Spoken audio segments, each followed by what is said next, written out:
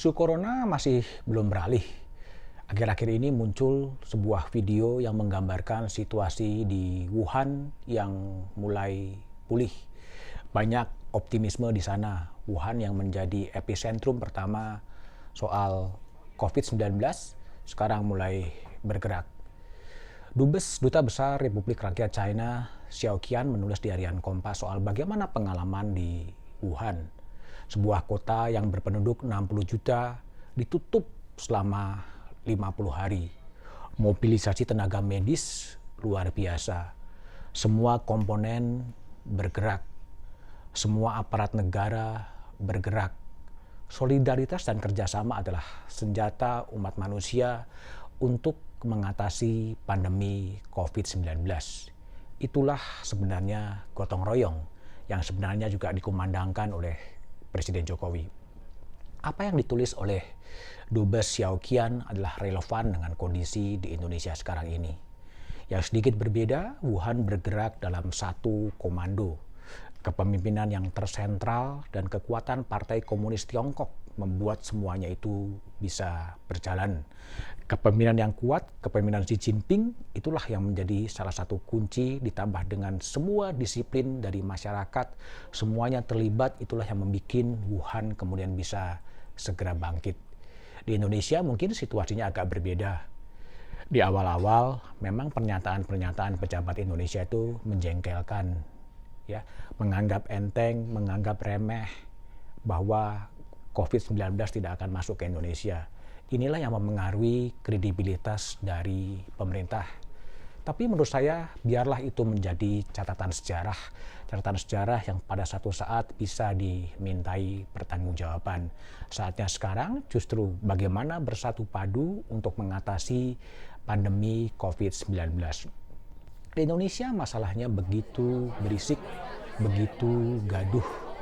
Perdebatan istilah social distancing, physical distancing, work from home, itulah perdebatan-perdebatan yang kadang-kadang orang berdebat dalam definisi operasional yang berbeda-beda. Itulah yang menyulitkan. Yang parah, social distancing, physical distancing, lockdown, itu telah menjadi isu politik.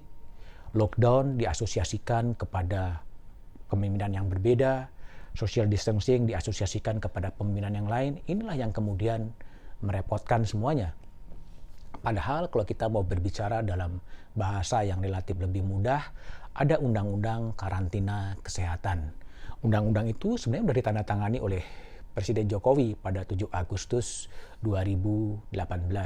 Seandainya semua berbahasa dalam bahasa undang-undang karantina kesehatan, sepenuhnya masalahnya mungkin akan lebih mudah.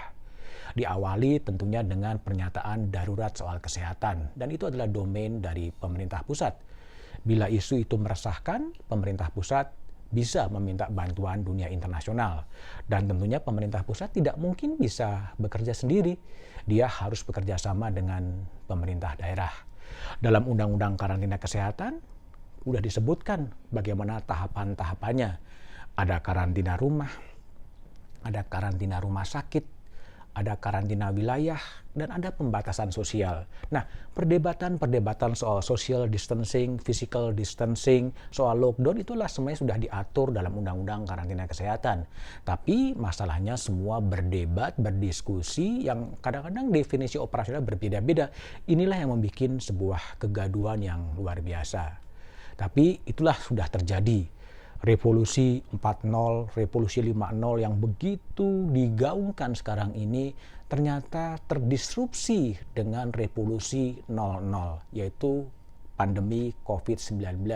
Bangsa ini diajarkan kembali untuk bagaimana mencuci tangan, bagaimana menjaga jarak sosial, dan berbagai hal yang harus kita dasari kembali.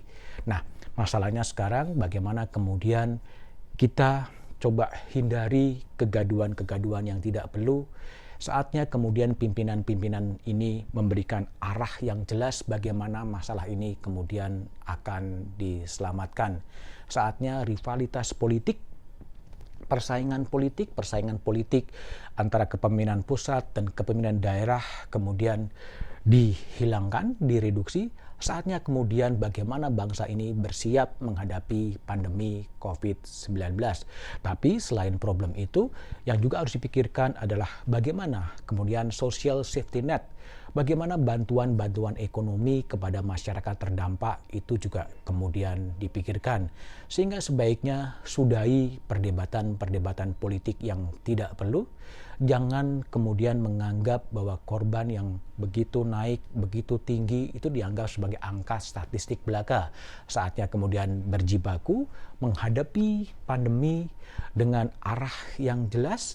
Saatnya kita bersolider kepada kelompok-kelompok terdampak dan kita yakin bahwa bangsa ini tentunya bisa keluar dari pandemi COVID-19. Saya Budiman Tannerjo, sampai jumpa pada episode mendatang.